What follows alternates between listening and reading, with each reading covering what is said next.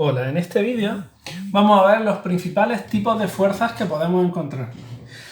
Si bien en realidad hay 4 tipos de fuerzas fundamentales: la fuerza gravitatoria, la fuerza interacción gravitatoria, interacción electromagnética, interacción nuclear fuerte, interacción nuclear débil, y el resto de fuerzas son manifestaciones de esos 4 tipos de fuerzas fundamentales. A efectos prácticos y al nivel en el que lo vamos a desarrollar en este tema, vamos a poder encontrarnos una serie de fuerzas que son las que nosotros vamos a ver actuar sobre un cuerpo determinado cuando intentemos explicar su movimiento. La primera de las fuerzas que vamos a estudiar va a ser la fuerza gravitatoria, también conocida como el peso. La fuerza gravitatoria o el peso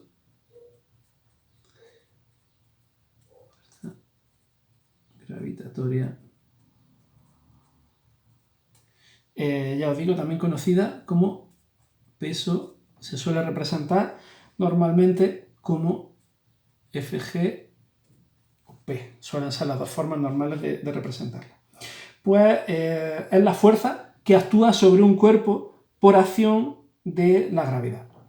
Normalmente cuando nosotros tenemos un cuerpo, vamos a pensar que tenemos un bloque colocado sobre una determinada superficie. El peso siempre actúa verticalmente hacia abajo y dirigido hacia el centro de la Tierra si estamos considerando el peso de un cuerpo en la superficie de la Tierra. Por tanto, suponiendo que esta es la superficie de la Tierra y que el núcleo de la Tierra está aquí, el centro de la Tierra está aquí, la fuerza va a estar dirigida siempre verticalmente hacia abajo. Esa sería la forma en la que nosotros representaríamos siempre o dibujaríamos siempre la fuerza gravitatoria o el peso. Para simplificar los dibujos, hay una F y una G, las letras que aparecen aquí. Para simplificar los dibujos decía, no voy a representar la flecha que representa a las fuerzas como vectores, que indica que las fuerzas son vectores. Pero ya sabéis que las fuerzas son vectores, ¿vale? Son magnitudes vectoriales. Tienen una dirección, un sentido y un valor, que es el módulo. Bien, pues esta fuerza gravitatoria tiene una fórmula. Se representa a través de una fórmula que dice que la fuerza gravitatoria, Fg, es igual a m por g. Esta sería la ecuación que nos permitiría calcular la fuerza gravitatoria en cualquier situación. Y ahora vamos a pasar a describir cuáles son los parámetros que aparecen en esta fuerza. Vamos a ver qué es esta Fg, qué es esta m y qué es la g. Bien, pues Fg es, como decimos, la fuerza gravitatoria o el peso de un cuerpo, que es la fuerza que atrae la gravedad que ejerce la gravedad sobre un determinado cuerpo, sobre una determinada masa. La masa de la Tierra está ejerciendo una atracción sobre ese cuerpo que colocamos encima. Es verdad que esta fuerza gravitatoria aparece sobre dos masas cualesquiera, estén donde estén, pero no tendría esta, bueno, sí tiene esta expresión exactamente, de lo que va a depender es del valor de G, que ahora lo veremos un poco más hacia adelante. Bueno, no me enrollo más. La fuerza gravitatoria se representa por la letra Fg y vendría, como todas las fuerzas, expresada en newtons. Se expresaría en el sistema internacional en newtons. La m indica la masa del cuerpo. ¿De qué cuerpo? La masa del cuerpo sobre el que está actuando la fuerza gravitatoria, y se representaría en kilogramos. Y g se representa o quiere representar la aceleración de la gravedad, que se expresa en metros partido por segundo al cuadrado o bien en newton partido por kilogramo. Puede representarse o expresarse en cualquiera de las dos unidades. ¿Esto a qué hace referencia? Bien, esto hace referencia a lo siguiente. En toda la superficie de la Tierra, si estamos tomando la Tierra como referencia, va a haber una aceleración de la gravedad, o también es conocido como vector de intensidad del campo gravitatorio. La Tierra va a ejercer una fuerza determinada sobre esos cuerpos, va a ejercer una aceleración sobre esos cuerpos. Cualquier cuerpo en la superficie de la Tierra se ve sometido a una aceleración de la gravedad aproximadamente constante, igual a aproximadamente 9,8 metros partido por segundo al cuadrado. Sin embargo, si nos vamos a la superficie de la Luna, por ejemplo, la aceleración de la gravedad será diferente. Si nos vamos a Marte, si nos vamos a cualquier otro cuerpo, la aceleración de la gravedad será diferente. Debemos tener en cuenta que este valor es 9,8 cuando estamos hablando de cuerpos que se encuentran en la superficie de la Tierra. Si estamos en otros cuerpos que estamos estudiando la interacción de un cuerpo con otro que tiene una aceleración de la gravedad diferente, pues entonces tendremos valores diferentes. Pero ya os digo que lo normal es que esta G sea 9,8, 9,81 o incluso 10 metros partido por segundo al cuadrado, newton partido por kilo, en los problemas sobre la superficie de la Tierra. Otra cosa que os quería comentar es que, si os dais cuenta, he representado la fuerza saliendo desde el centro del cuerpo. En los problemas, todas las fuerzas las vamos a representar saliendo del centro del cuerpo, porque no vamos a estudiar la forma que tienen los cuerpos y no vamos a estudiar si la fuerza se ejerce desde un punto más allá o más acá, sino que estamos aplicando una simplificación, y es que estamos en realidad en estos temas desarrollando la dinámica de partículas. Estamos considerando que los cuerpos son partículas, que no tienen dimensiones, que están reducidos, su forma está reducida a un punto en la zona en la que podríamos considerar que está acumulada toda la masa de ese cuerpo, que es el punto que se llama centro de masa. Entonces nosotros no vamos a estudiar los efectos que tienen las dimensiones de un cuerpo o si tiene más masa en una zona que en otra, sino que vamos a considerar que el cuerpo está reducido en sus dimensiones a un punto. Y yo ese punto lo voy a pintar en el centro de los cuerpos, tengan la forma que tengan, y todas las fuerzas las voy a poner en el centro de ese cuerpo. Porque ya os digo que estamos analizando la dinámica de las partículas, no dinámica de un cuerpo real, de un cuerpo con una forma determinada, que eso entraría dentro del campo de estudio de la dinámica del sólido rígido. Cuando hablamos de la dinámica del sólido rígido, estamos hablando de la forma real de los cuerpos, estamos hablando de los efectos que tiene que una fuerza esté aplicada en una región o en otra, hablamos de rotaciones y ese tipo de historias que ahora mismo a efectos prácticos exceden mucho el interés de este tema. Bien, otro tipo de fuerza fundamental muy importante que aparece cuando nosotros analizamos el movimiento de un cuerpo, especialmente en la superficie de la Tierra, es la fuerza normal. La fuerza, a ver si no me salto ninguna letra, fuerza normal, se suele representar con la letra N, y esta fuerza normal es una fuerza de contacto, es una fuerza de reacción que aparece cuando yo tengo un cuerpo apoyado en una determinada superficie. Cuando yo tengo un cuerpo en una superficie, este cuerpo se va a ver sometido a una fuerza gravitatoria, va a estar pesando, empujando a esa superficie determinada. Por tanto, de acuerdo con la tercera ley de Newton, este cuerpo ejercerá una fuerza sobre este cuerpo hacia abajo, porque está empujándole hacia abajo. Como este cuerpo está siendo empujado por la Tierra hacia abajo, empujará a este cuerpo hacia abajo. Por tanto, este cuerpo va a ejercer una fuerza de igual módulo y sentido contrario que va a empujar hacia arriba al cuerpo. Y esa sería la fuerza normal. Esta fuerza normal, ya os digo, la verdad es que es un poco extraño de entender. No nos imaginamos que los cuerpos, si yo tengo una mesa y coloco encima un paquete, una caja de cartón, yo no me imagino que esa caja de cartón esté siendo empujada hacia arriba. Pero claro, si esta fuerza tiene esta masa, este cuerpo, quería decir, tiene un peso, una masa que la empuja hacia abajo, si solo actuara una fuerza que la empuja hacia abajo, rompería la mesa y se colaría hacia el suelo. Para que ese cuerpo no se mueva, tiene que estar actuando sobre él otra fuerza que está empujándolo hacia arriba, que es la fuerza que ejerce la superficie de la mesa sobre ese cuerpo. Se debe a la rigidez del material del que está formado la mesa, a la unión entre las partículas que forman la mesa. Por eso, ahí entre esas partículas hay una unión y hace que esto sea una superficie rígida. Cuando yo coloco algo encima, esta superficie, ese cuerpo va a sentir un peso que empuja a este cuerpo hacia abajo, pero como esta superficie rígida es capaz de devolver esa fuerza y empujar a ese cuerpo hacia arriba. Por tanto, ya os digo que es una fuerza de contacto. Necesitamos que el cuerpo esté apoyado sobre una superficie. Si no está apoyado sobre una superficie, no existe la fuerza normal. Y además es una fuerza que aparece como reacción normalmente a la fuerza gravitatoria, que es la que está empujando del cuerpo hacia abajo. ¿De acuerdo? ¿Tiene fórmula la fuerza normal? No, la fuerza normal no tiene fórmula, es una fuerza que habrá que calcular utilizando la segunda ley de Newton en cualquier situación correspondiente, en función del problema que nos encontremos. Y otra fuerza muy importante que vamos a estudiar va a ser la fuerza de rozamiento. La fuerza de rozamiento que se representa normalmente como FR, a veces aparece como R, pero lo normal es representarla como FR. Bien, la fuerza de rozamiento es una fuerza que aparece cuando nosotros tenemos un cuerpo que se está moviendo sobre una superficie o está deslizando sobre una superficie rugosa, una superficie que no está perfectamente pulida.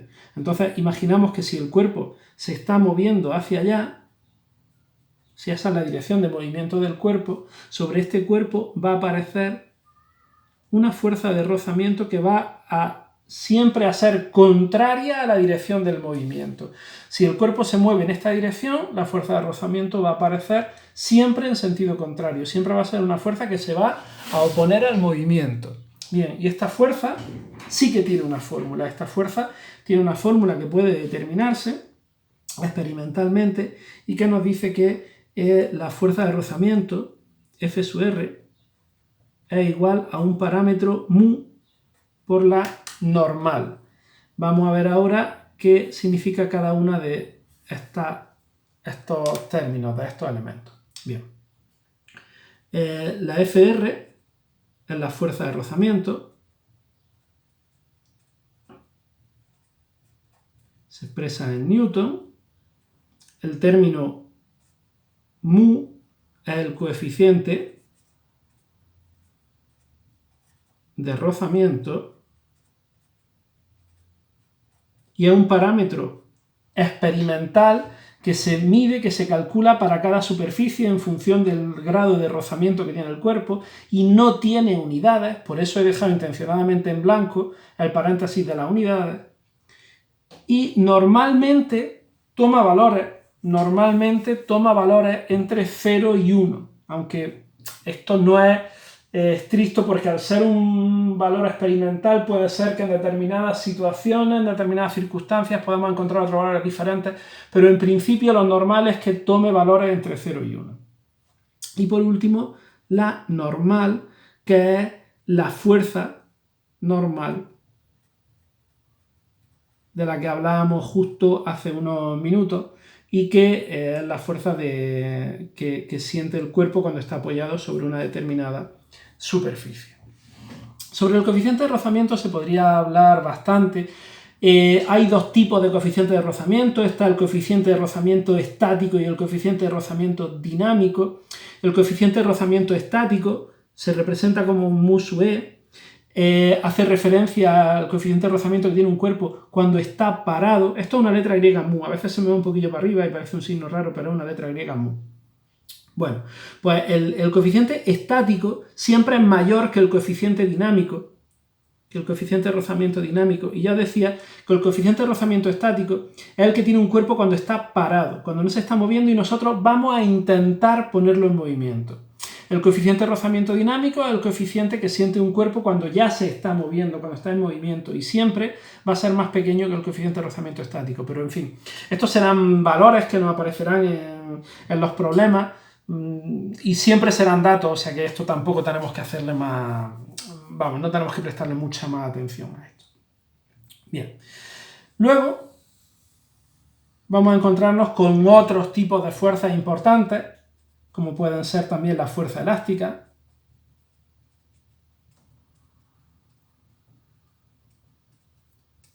Normalmente se representa como Fe, F sub E, que suele ser la fuerza que aparece sobre un cuerpo que está unido a un muelle o a una goma, a un cuerpo que es elástico, que presenta elasticidad. Normalmente los muelles son esos cuerpos que intentan recuperar su forma cuando sufren una deformación. Vamos a imaginarnos que nosotros tuviéramos... Estoy pensando cómo lo voy a cuadrar aquí en el espacio, yo creo que me va a caber aquí. Vamos a imaginar que que tuviéramos, voy a hacer el dibujo un poco más pequeño, me voy a perdonar. Imaginad una pared, imaginad un muelle y imaginad un cuerpo que está unido a ese muelle. Entonces, si yo cojo y tiro de ese muelle, el muelle se estirará, el muelle se alargará. Siempre que yo empuje, tire de ese cuerpo hacia allá.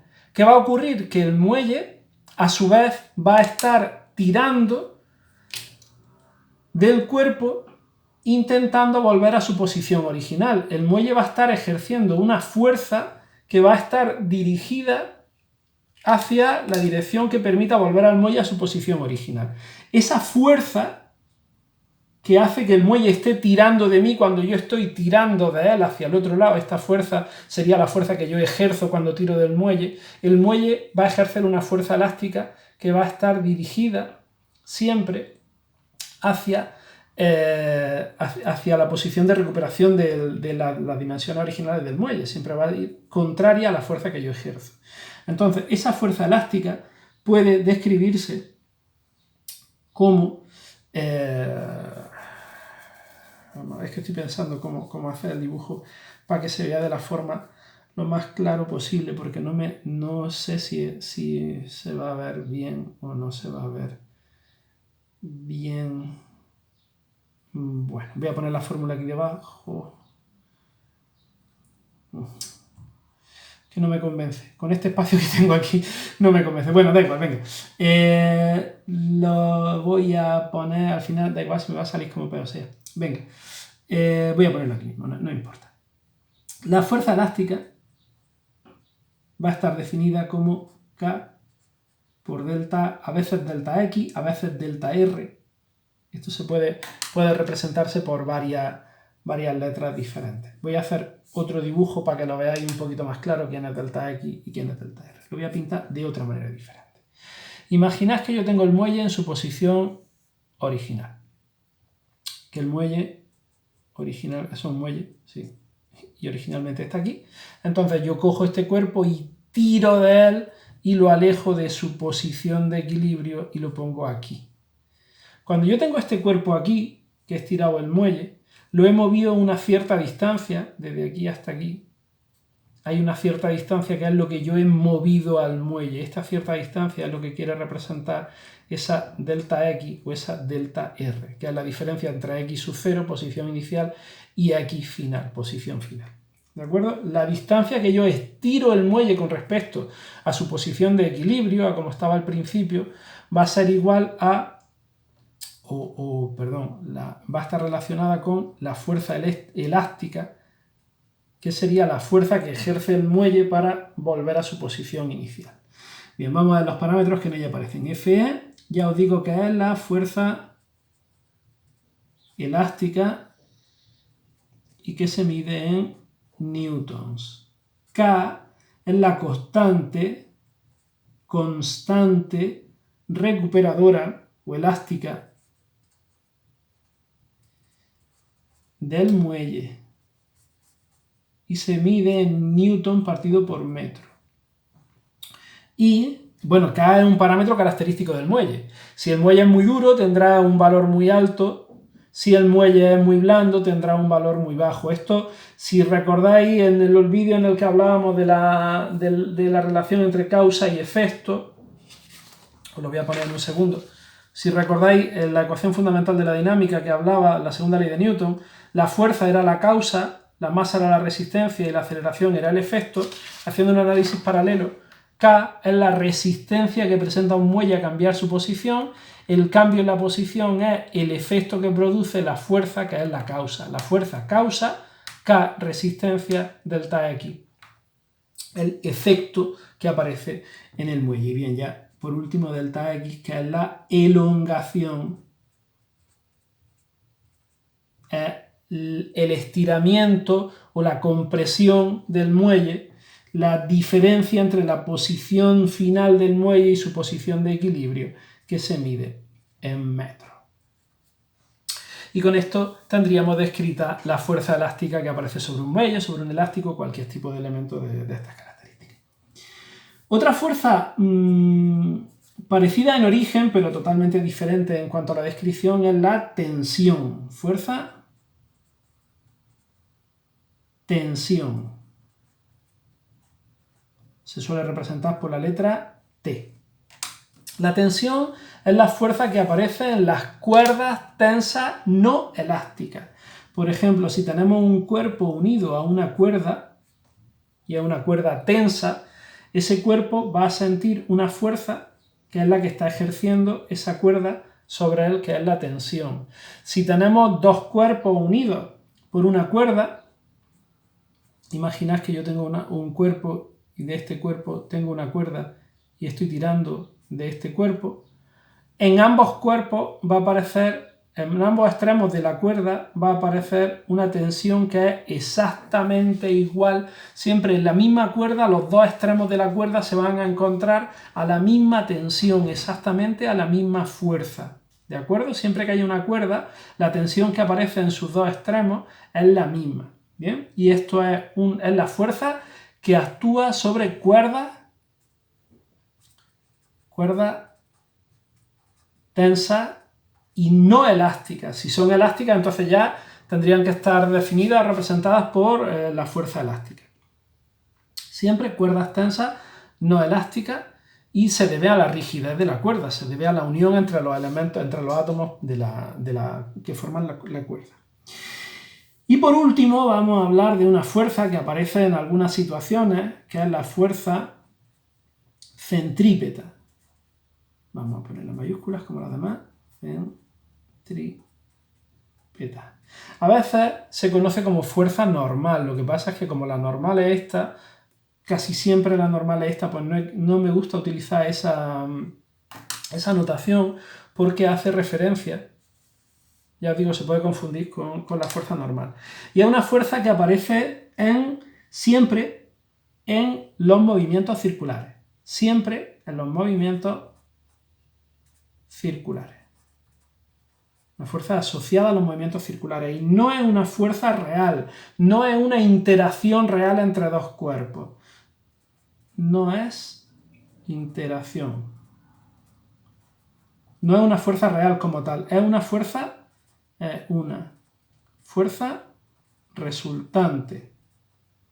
Resulta de sumar todas las fuerzas que actúan sobre un cuerpo. Esto es muy importante. Bueno, cuando yo tengo un cuerpo que está describiendo un movimiento circular, este cuerpo va a girar porque hay una aceleración normal o centrípeta que lo obliga a girar. Esta aceleración aparece porque tiene que haber una fuerza que haga que ese cuerpo gire hacia el centro. Esa fuerza es la que se conoce como fuerza centrípeta, que ya os digo que puede ser una fuerza real, como una tensión de una cuerda, o puede ser el origen de varias fuerzas que actúen. A veces sí es una interacción. La interacción se comporta como una fuerza centrípeta, pero a veces es la resultante de varias fuerzas. No necesariamente, a veces puede ser, pero no necesariamente es una interacción. Esta fuerza, por tanto, esta fuerza central o centrípeta va a ser igual a la masa por la aceleración normal o centrípeta. Por tanto, va a ser la masa por la velocidad al cuadrado partido por el radio. Esta sería la expresión que me permite calcular la fuerza central o centrípeta cuando tenemos un movimiento circular. Y los parámetros que en ella aparecen serían la Fc, que es la fuerza centrípeta,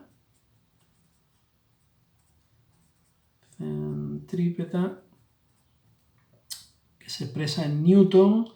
Aparece también la m, que es la masa del cuerpo en kilogramos. Aparecería también la v, que es la velocidad lineal del cuerpo que describe el movimiento circular en metros partido por segundo, y r, que es el radio del movimiento circular, que se expresa en metros. A veces se estudia la fuerza de inercia correspondiente que sentirían los elementos que hay dentro de este cuerpo que está girando, y esa se conoce como fuerza centrífuga. No es lo mismo fuerza centrípeta que fuerza centrífuga. La fuerza centrípeta y la fuerza centrífuga son iguales, tienen, bueno, dependen de las condiciones del movimiento, pero normalmente suelen tener la misma expresión. Sin embargo, la fuerza centrípeta es la fuerza que está dirigida hacia el centro, responsable del movimiento, y la fuerza centrífuga es, imaginad que tenemos un ascensor y un gigante lo coge y empieza a darle vuelta, o imaginad que os meten en una caja y entonces hay un gigante que le ata una cuerda a esa caja y empieza a darle vuelta. ¿Vosotros qué hacéis? Pues entonces vuestro cuerpo acabaría siendo proyectado en este movimiento circular contra el extremo de la exterior de la cuerda, porque la inercia del movimiento va a hacer que la caja se mueva en círculo y vosotros intentáis quedaros en una posición de reposo, como decía la segunda ley de Newton, la primera ley de Newton, y entonces os veréis proyectados hacia el extremo de la caja y vosotros sentiréis esa misma fuerza que va hacia adentro, hacia afuera. Esa es la fuerza centrífuga. Pero para no complicarlo, vamos a dejarlo aquí, que aquí está bien. Bien, ¿y estas fuerzas para qué se utilizan normalmente? Yo, ¿para qué suelo utilizar estas fuerzas? Pues normalmente nosotros vamos a tener sistemas de cuerpos y vamos a aplicarlas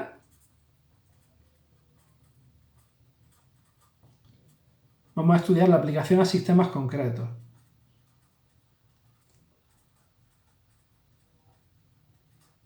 ¿Cómo vamos a aplicar nosotros estas fuerzas a un sistema concreto?